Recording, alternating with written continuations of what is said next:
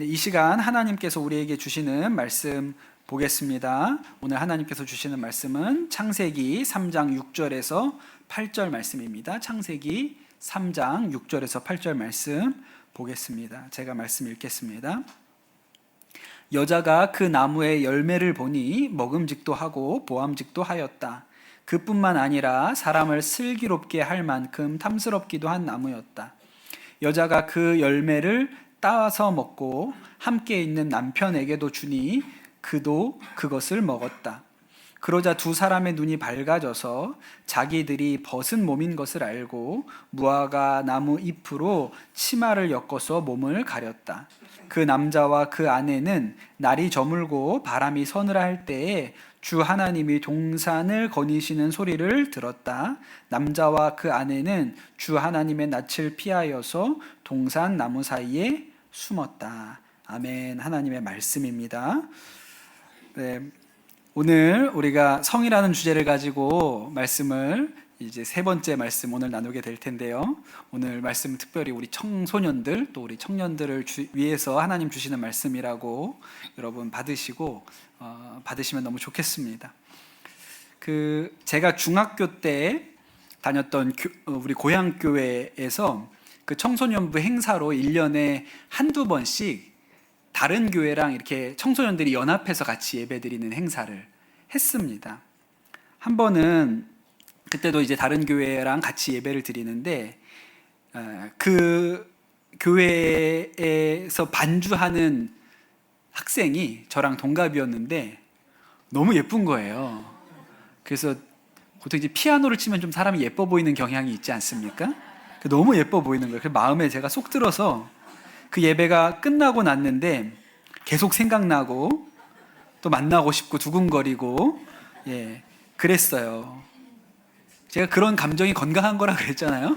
게임만 좋아하지 말고 이게 남자가 여자를 여자가 남자를 이렇게 좋아하는 감정이 좋은 겁니다.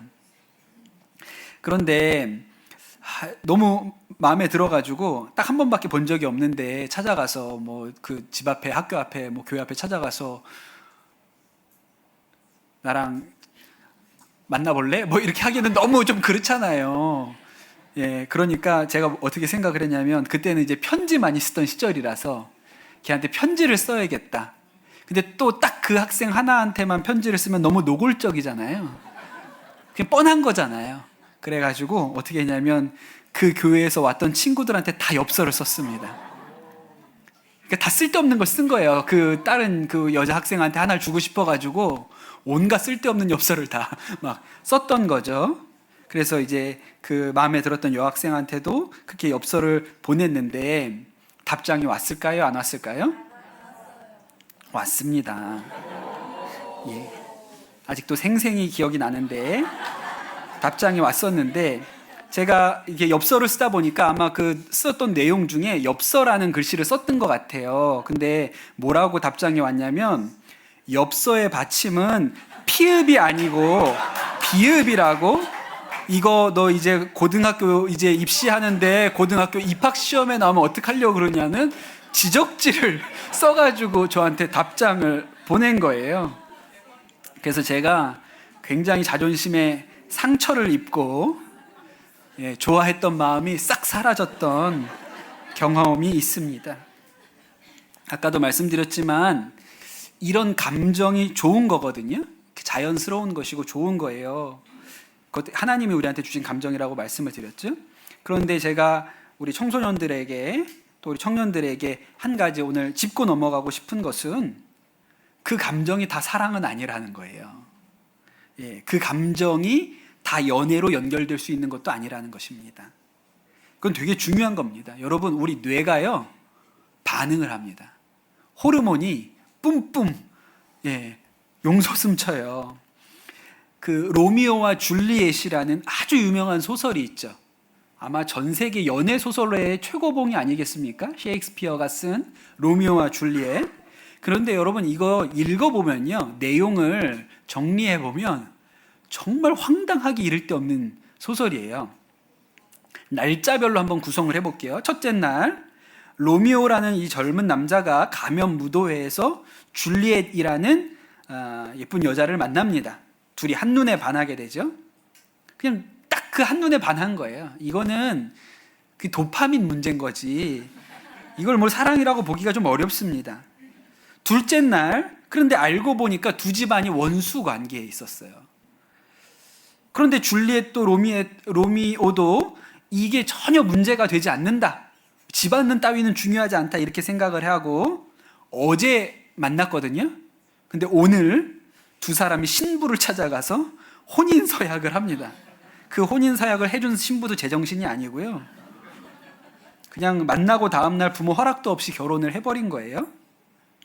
셋째 날입니다. 세 번째 날, 로미오가 어떻게 우연한 기회에 싸움이 붙었는데 그 싸움을 했던, 결투했던 상대가 하필이면 줄리엣의 사촌 오빠였어요. 그리고 그 결투에서 그 사촌 오빠를 죽이게 됩니다. 그래서 더 이상 그 도시에 살 수가 없어서 추방되게 돼요. 줄리엣은 이 일이 네 번째 날, 줄리엣이 이 일이 너무 슬펐어요. 그리고 로미오를 따라가고 싶었는데 가족들이 허락을 안 하는 거예요. 그럼 어떻게 하면 따라갈 수 있을까? 그래서 약을 먹습니다. 이 약은 먹으면 한 이틀 동안은 거의 죽은 사람처럼 되어 있는 그런 약이에요. 그래서 나를 장례를 치르면 내가 그때 깨어나서 로미오를 쫓아가야지. 그러고 약을 먹은 거거든요. 그리고 이제 식구들이 줄리엣이 죽은 줄 알고 장례를 치릅니다. 다섯째 날 줄리엣의 장례를 치르는데 그 장례식에 누가 찾아와요? 로미오가 몰래 찾아온 거예요. 그리고 나의 사랑하는 이 여인이 죽었다는 사실을 목격하고 너무 상심한 나머지 로미오도 약을 먹고 죽습니다. 로미오가 죽고 나서 잠시 후에 줄리엣이 깨어납니다.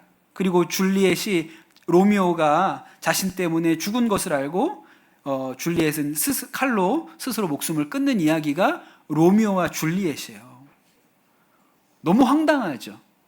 이게 무슨 사랑입니까? 그냥 단 5일 만에 벌어진 일들을 그렇게 쓴 거예요.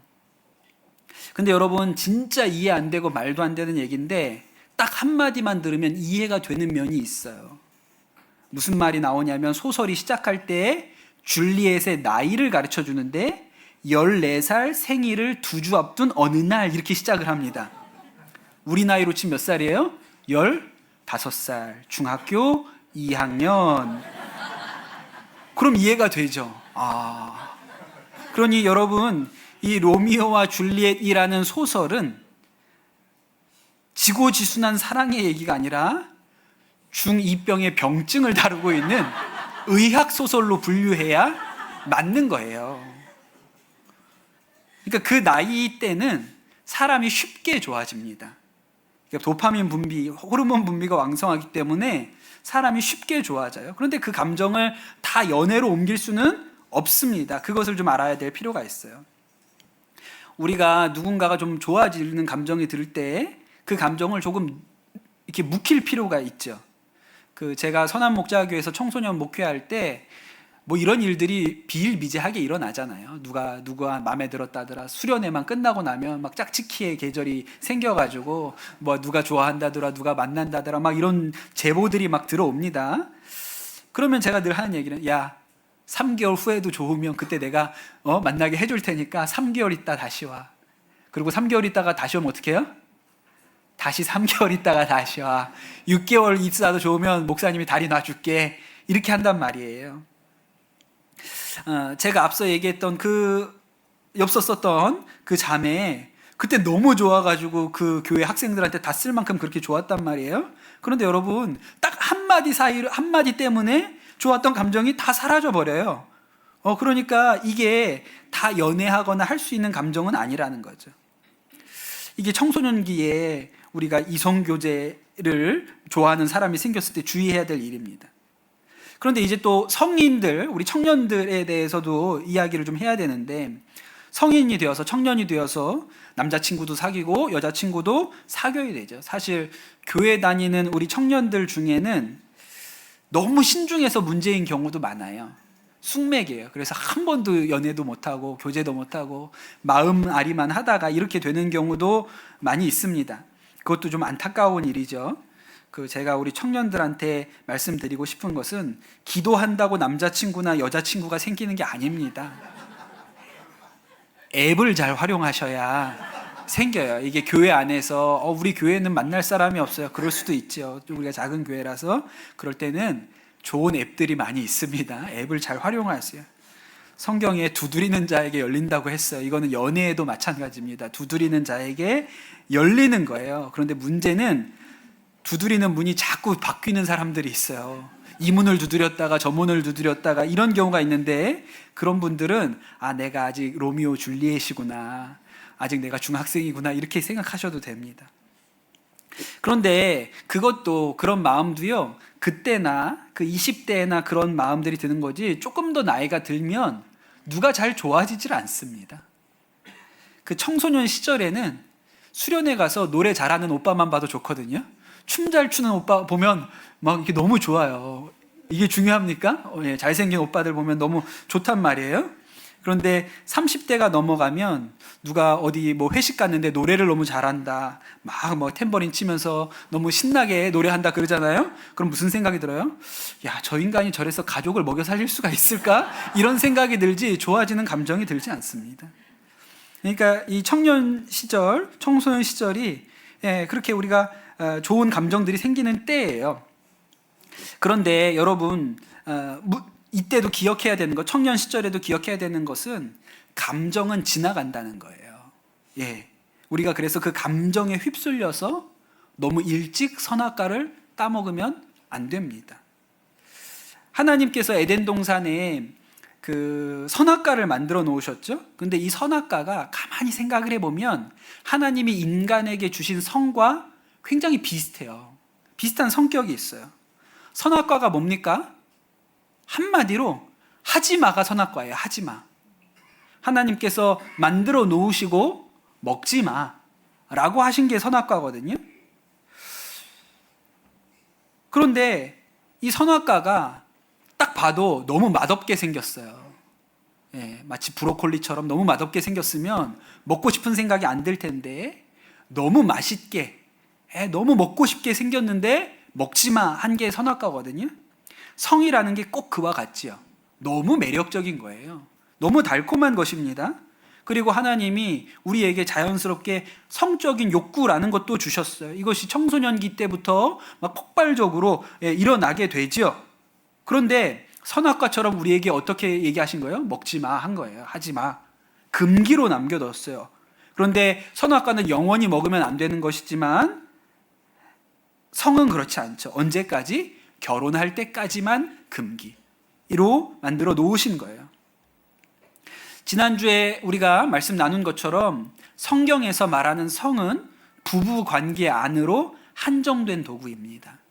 하나님께서 이 부부 관계를 더 아름답게 하시기 위해서 성이라는 것을 사용할 수 있게 해주셨어요. 그래서 그 외에 사용하는 것은 성경적으로 옳지 않다고 말씀을 드렸습니다. 그런데 이게 우리 청소년, 청년 시절에는 불합리하게 느껴지죠.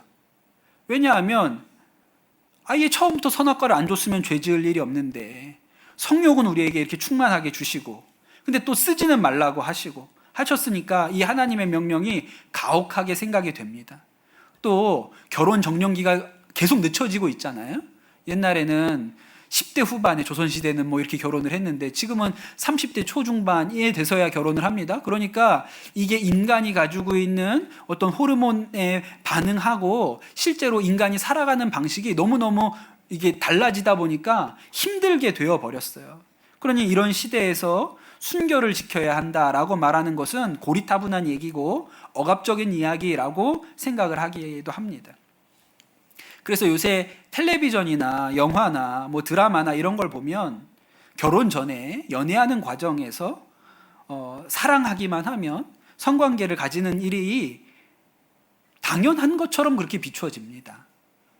사랑하면 결혼 전에 같이 동거를 할 수도 있고, 또 이런 일이 마치 좋은 것처럼 미화되기도 해요. 우리가 그런 것들을 많이 보고 접합니다. 그런데 여러분, 그 드라마나 그런 영화들은요, 그 결혼 전에 그러한 관계가 만들어내는 어두움에 대해서는 설명하지 않아요. 그게 전부가 아니거든요. 그런데 그 뒤에 있는 그림자는 말하지 않습니다. 아담과 하와가 선악과를 따먹고 나서 눈이 밝아졌다고 했거든요. 성관계가 딱 그런 것이죠. 성은 굉장히 매력 있고 쾌락을 가지고 있습니다. 그렇기 때문에 한 번 경험하고 나면 통제하기가 어려워져요. 선악과를 먹은 이후로 인간이 죄를 컨트롤할 수 없었죠. 마찬가지입니다. 하와가 이 선악과를 봤잖아요. 먹어보고 싶은 생각이 들죠. 그런데 먹지 말라 그랬거든요. 그러니까 하와가 어떻게 했을까요? 나는 먹지는 않아. 그냥 보기만 하는 거야. 그리고 계속 보는 거예요. 근데 그렇게 보다 보면 어떤 생각이 들어요? 만져보고 싶은 거예요. 먹지 않더라도 먹으면 안 된다 그랬으니까 만져보고 싶어요. 가가지고 못 먹으니까 이렇게 볼을 살짝 대봤는데 너무 보드랍고 그래요. 야, 이거 느낌도 좋네. 그러면 어떻게 될까요? 그 다음에는 야이, 먹진 않으니까 냄새라도 좀 맡아보자. 그리고 코를 박고 킁킁거리면서 냄새를 맡아봐요. 냄새는 너무 좋은 거예요. 그래도 먹은 건 아니니까 나는 약속은 지켰어. 난 먹지는 않았어. 그런데 그 다음에 뭘 하고 싶을까요? 먹는 건 아니지만 혀만 한번 대보자. 낼름해가지고 혀만 한번 무슨 맛인 냄새라도 맡아보고 그 맛이라도 좀 보고 싶어서 혀만 대보자. 그래도 속으로는 생각하죠. 먹은 건 아니잖아. 괜찮잖아. 근데 어떻게 될까요? 그러면 결국 먹게 되는 거예요. 통제할 수가 없는 것이죠. 그래서 성경에 뭐라고 나와 있냐면 선악과에 대해서 먹지도 말고 만지지도 말라 그랬어요. 우리가 유혹 앞에서 우리를 절제할 수 있는 능력이 있다고 생각하면 안 됩니다. 없기 때문에 만지지도 말고 먹지도 말라 그랬어요. 그러니까 아예 시작하지 말아야 된다고 이야기를 한 겁니다. 만약에 결혼 전에 연애하는 과정 가운데 성관계를 가지게 됐을 때는 통제하기가 어려워집니다. 만남의 목적이 그냥 다른 게 사라지게 돼요. 다른 모든 만남의 다른 것들은 재미가 없어요. 오직 만남의 목적이 성관계가 되는 거죠. 그리고 그 핑계를 이제 합리화하면서 되기 시작합니다. 뭐라고 합리화할까요? 우리는 결혼할 사이니까 라고 합리화하거든요. 근데 여러분, 우리가 이 지점에서 처음으로 돌아가야 돼요. 여러분, 사람의 감정이 변합니다. 그 감정이 영원하지 않아요. 그렇기 때문에 결혼이라는 테두리 안에서 결혼이라는 테두리를 지어줘도 감정은 변하거든요. 그러니까 이거를 최대한 안전하게 하려고 사람들 앞에서 약속을 하고 그 약속을 변화하지 않으려고 결혼식이라는 것을 하는 거예요. 그 전제 하에서 성을 사용할 수 있게 만든 것이죠. 그런데 여러분, 이런 형태로 결혼 전에 동거를 한다거나 결혼 전에 또 성적인 경험을 하는 이런 형태로 연애하고 교제하잖아요. 그럼 그 다음에 다른 이성을 만나도 거의 비슷한 패턴으로 반복합니다. 그거 멈추기 어려워요. 내 마음대로 결심한다고 되는 일이 아니에요. 선악과를 우리가 이길 수가 없습니다.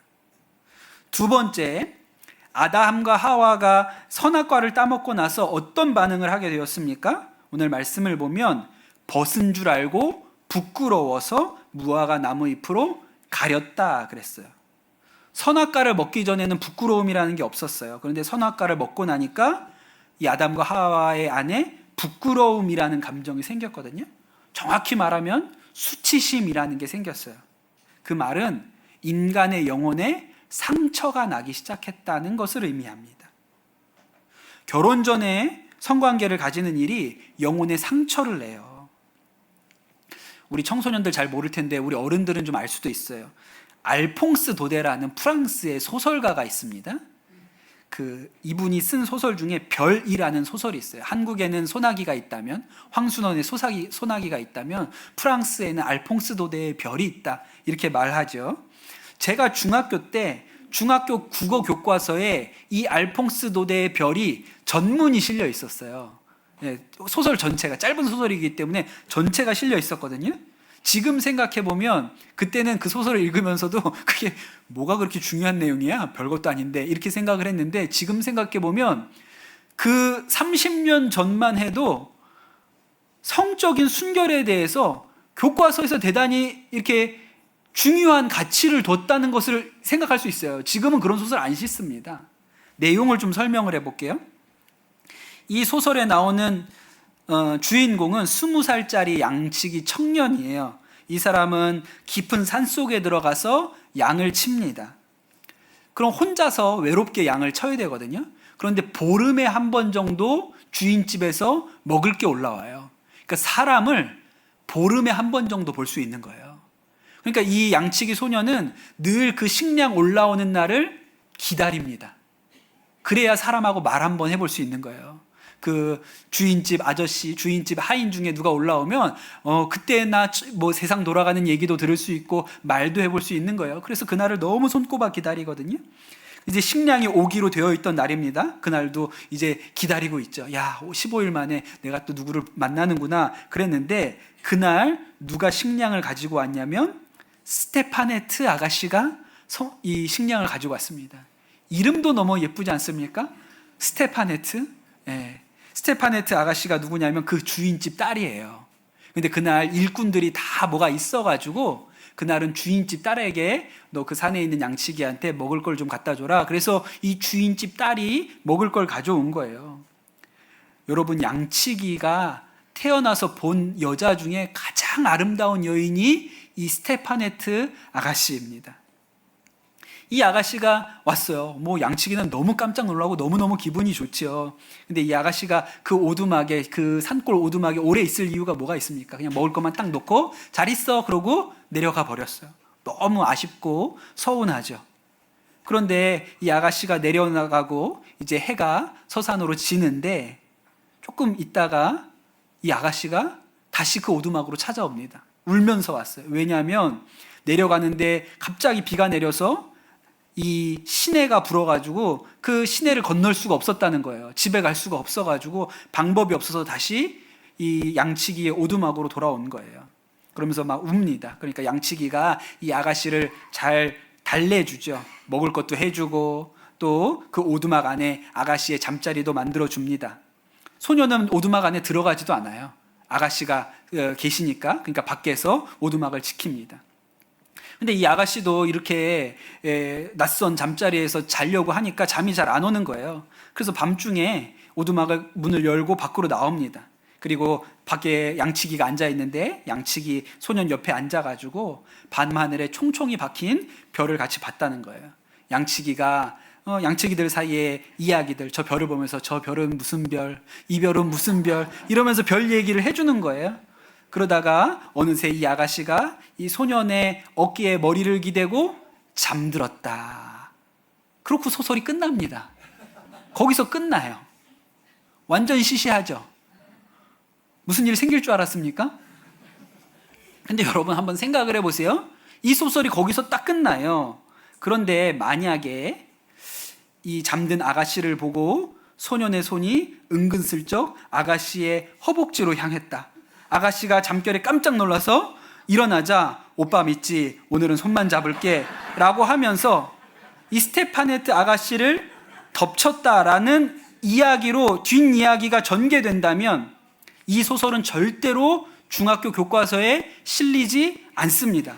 그러면 이것은 명작이 아니고 삼류 소설이 돼요.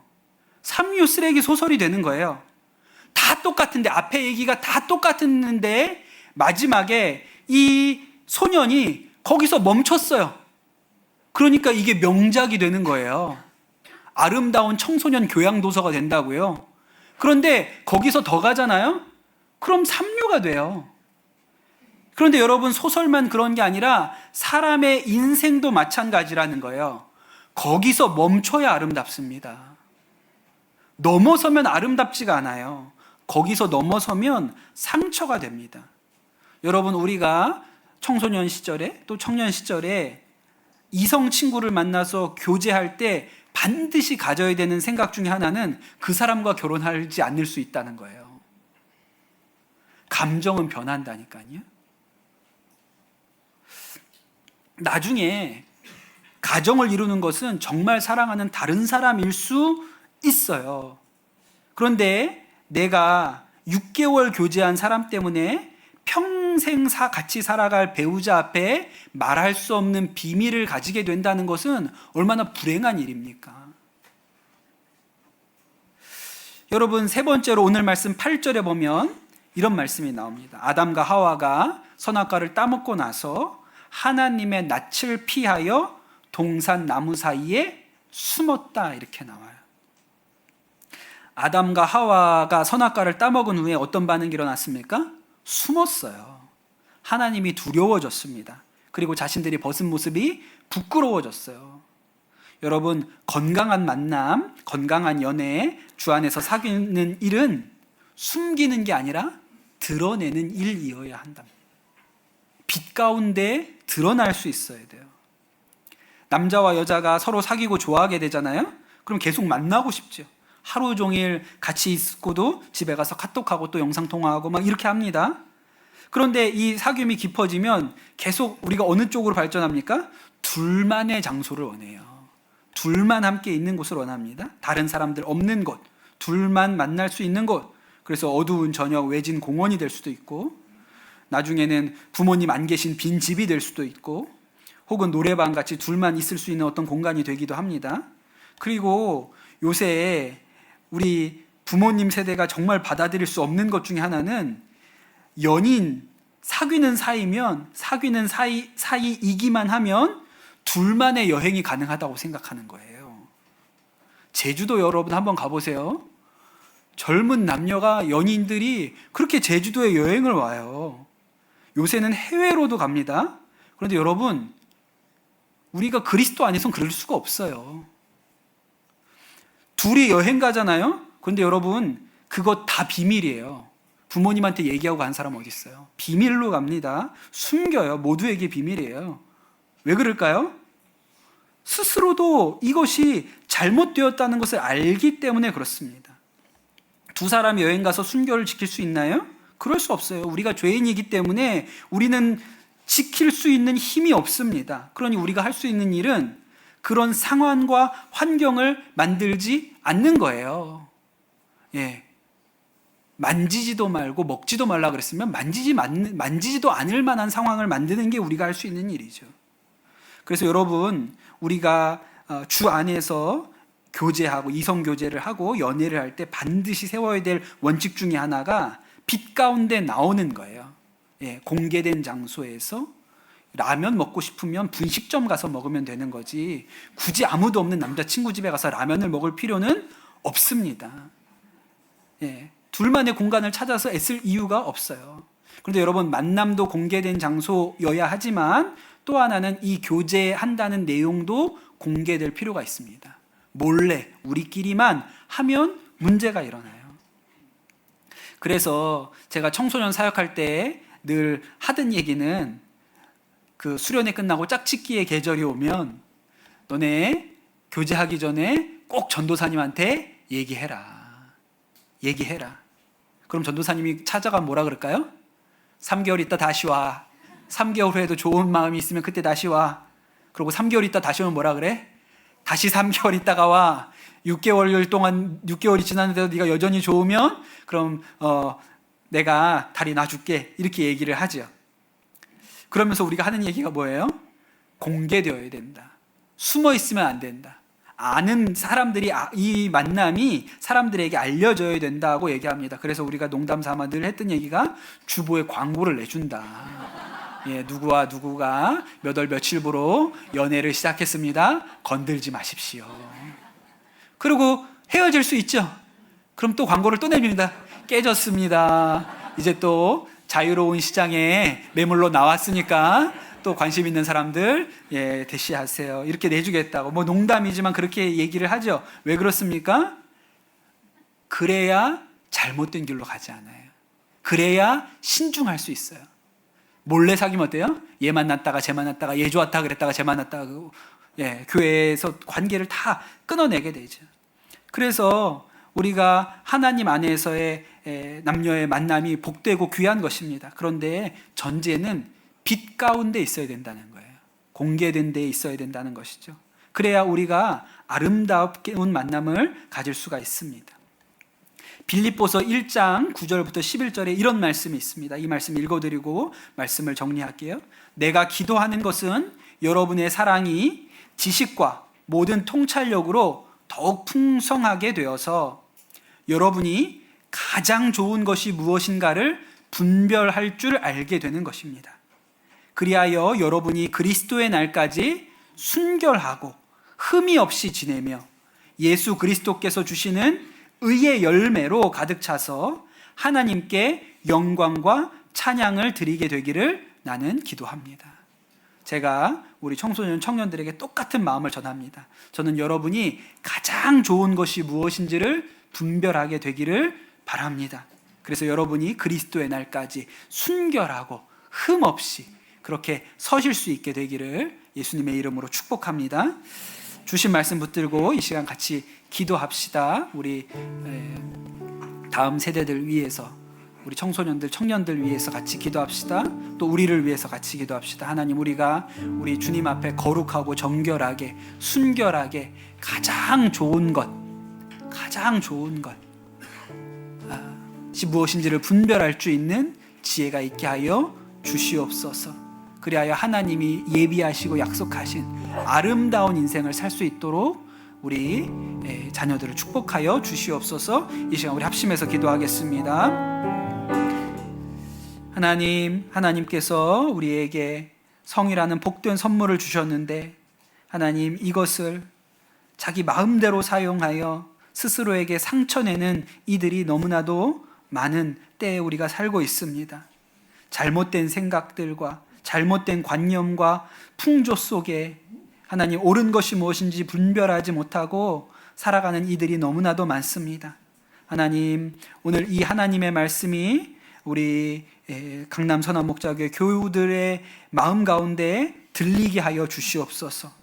거룩하고 순결하게 사는 것, 우리에게 가장 좋은 것이 무엇인지를 분별할 수 있는 지혜가 오늘 우리 가운데 임하게 하여 주시옵소서. 특별히 우리 청소년들, 청년들을 주님께 올려드립니다. 거룩하고 순결하고 흠없게 주님 앞에 서게 하여 주시옵소서. 그들의 몸을 의의 열매로 하나님 앞에 드릴 수 있도록 축복하여 주시옵소서.